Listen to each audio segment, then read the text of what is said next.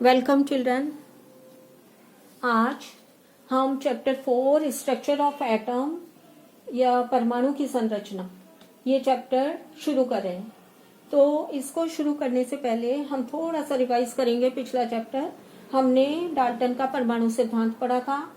तो डाल्टन का परमाणु सिद्धांत के अनुसार एटम जो होता है या परमाणु जो होता है वो अविभाज्य होता है और जिसको और छोटे कणों में नहीं तोड़ा जा सकता। आपने पढ़ा था सभी पदार्थ छोटे छोटे पार्टिकल्स से मिलकर बने होते हैं, जिनको हम क्या कहते हैं बच्चों, एटम या परमाणु। तो डाल्टन के अनुसार परमाणु अविभाज्य है और उसको और छोटे कणों में नहीं तोड़ा जा सकता। तो हमें इस चैप्टर में क्या पढ़ना है, स्ट्रक्चर ऑफ एटम, परमाणु की संरचना। चैप्टर शुरू करने से पहले हम क्या करेंगे, कुछ एक्टिविटी करेंगे। यहाँ पर देखिए, ये मैंने छोटे छोटे कागज के पार्टिकल्स लिए हुए हैं और इन पार्टिकल्स को, ये मेरे पास एक प्लास्टिक का स्केल है। अगर प्लास्टिक के स्केल को मैं, ये वुलन क्लॉथ है, वुलन क्लॉथ से इस तरह रगड़ देती हूँ और रगड़ने के बाद इनके पास लाती हूँ, ये सारे कागज इस तरह चिपक जाते हैं, छोटे छोटे पीसेस। ये देखिए, इसको थोड़ा और इंटरेस्टिंग बनाने के लिए मैंने क्या किया है, ये देखिए।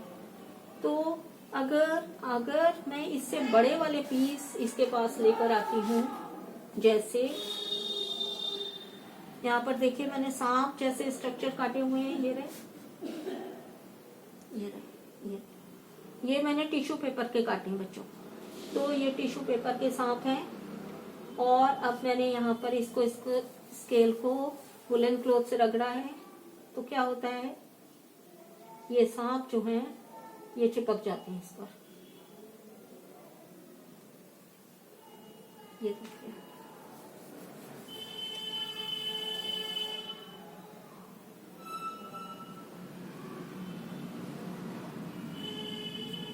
ये इस तरह चिपक जाता है।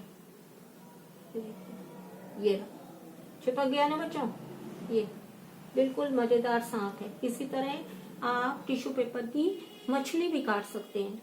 ये देखिए मैंने मछली का शेप काटा हुआ है और जब हम इसको वुलन क्लॉथ से रगड़ते हैं स्केल को और इन मछलियों के पास लाते हैं, तो ये कैसे चिपक जाती है, ये देखिए।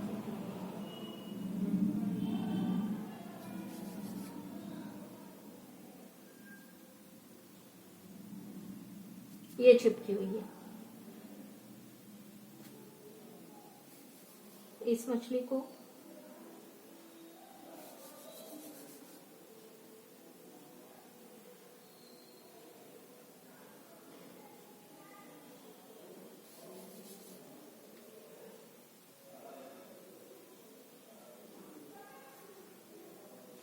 तो जब हम दो चीजों को आपस में रगड़ते हैं बच्चों, तो क्या आ जाता है, उनमें आवेश आ जाता है।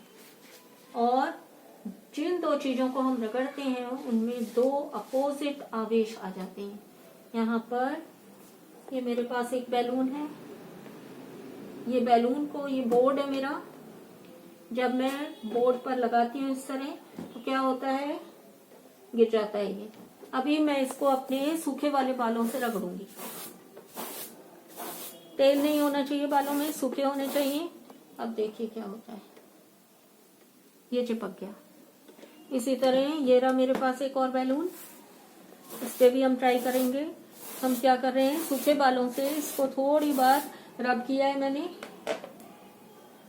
देखिए, इसका मतलब है बैलून में क्या आ गया है, चार्ज आ गया है या आवेश आ गया है। और जिन दो चीजों को हम रगड़ रहे हैं उन चीजों, दोनों चीजों में आवेश आता है और अपोजिट आवेश आता है। तो आवेश आने के कारण ये बैलून क्या कर रहा है, यहाँ पर इस आवेशित चीज को अट्रैक्ट कर रहा है, आकर्षित कर रहा है और उस पर चिपक गया। इसी तरह एक एक्टिविटी बच्चों हमें और करनी है, वो कौन सी है,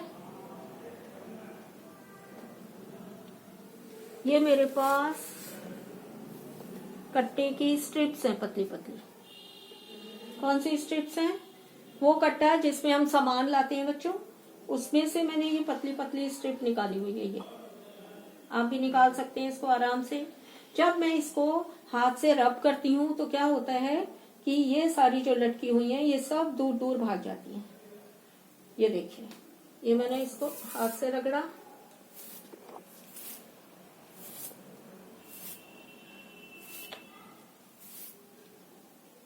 ये सारी दूर दूर चली गई। तो ऐसा क्यों हो रहा है? ऐसा इसलिए हो रहा है कि जब मैं इनको रगड़ती हूँ तो इनमें एक आवेश आ जाता है बच्चों, और वो आवेश कैसा होता है, सभी स्ट्रिप्स में एक जैसा आवेश होने के कारण ये एक दूसरे को रिपेल करती हैं, एक दूसरे से दूर भागती हैं, जिसको हम कहते हैं प्रतिकर्षण। तो इसमें रिपल्शन हो रहा है, सेम आवेश इनमें आया हुआ है। और एक आवेश मेरे हाथ में आया हुआ होगा क्योंकि मैंने हाथ से रगड़ा है इनको रब किससे किया है, मैंने हाथ से किया है। तो हाथ में दूसरा आवेश आया होगा। दो तरह के आवेश होते हैं, एक नेगेटिव एक पॉजिटिव। तो जो आवेश इनमें आया है ये रिपल्शन कर रहे हैं, दूर भाग रहे हैं एक दूसरे से। तो इनमें जो आवेश आया है वो सेम है, सब सारी स्ट्रिप्स में एक जैसा आवेश है, और मेरे हाथ में इससे अपोजिट है। जब मैं हाथ को लाती हूँ देखिए ये सारे आकर मेरे हाथ से चिपक जाते हैं। इसका मतलब है कि अपोजिट जो आवेश होता है वो अट्रैक्ट होते हैं, और जो सेम आवेश होते हैं, सेम चार्ज, वो रिपेल करते हैं। ये देखो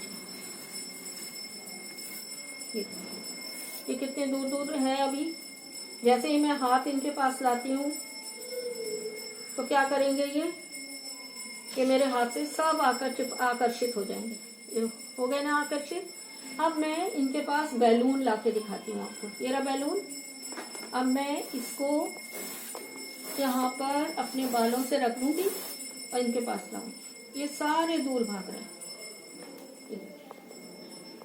ये बैलून से नहीं चिपकेंगे।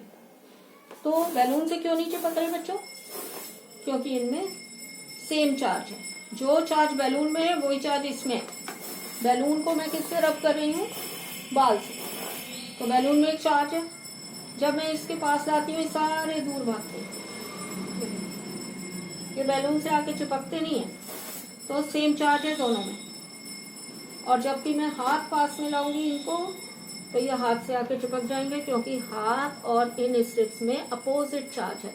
तो अपोजिट चार्जेस क्या करते हैं, एक दूसरे को अट्रैक्ट करते हैं, जबकि जो सेम चार्जेस है वो एक दूसरे को रिपेल करते हैं और दूर दूर भागते हैं।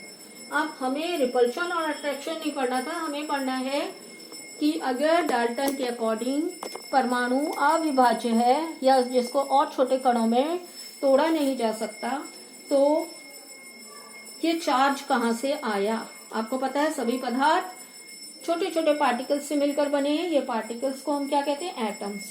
तो एटम्स के अंदर जरूर कुछ ऐसे पार्टिकल हैं और सब पार्टिकल हैं या छोटे कणों में तोड़ा जा सकता है, जिसके कारण क्या आ रहा है, इनमें आवेश आ रहा है।